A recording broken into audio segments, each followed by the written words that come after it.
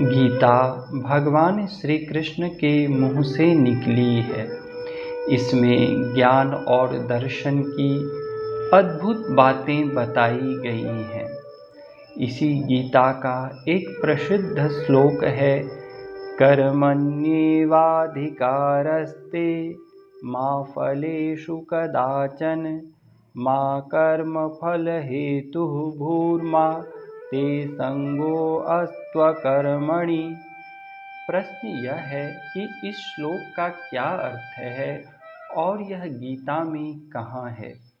सबसे पहले मैं यह बता दूं कि यह गीता के दूसरे अध्याय का 47वां श्लोक है।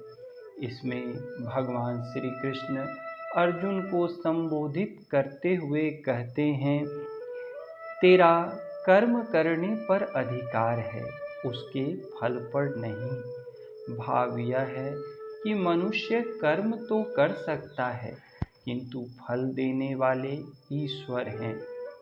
जो जैसा कर्म करेगा वैसा ही फल पाएगा।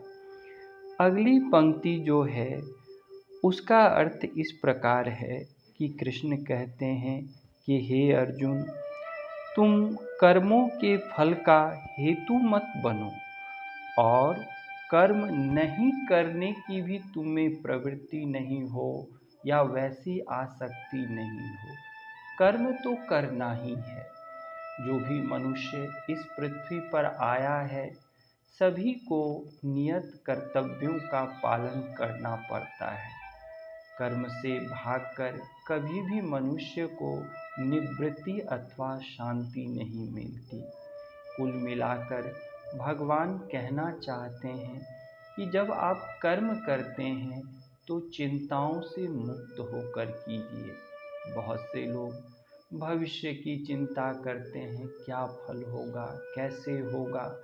इन चिंताओं की वजह से वे पूरे मनोयोग से कार्य संपन्न नहीं कर पाते। भगवान इसी ओर संकेत करते हैं कि ईश्वर में विश्वास रखकर आप कर्म कीजिए, फल अवश्य मिलेगा, अच्छा मिलेगा।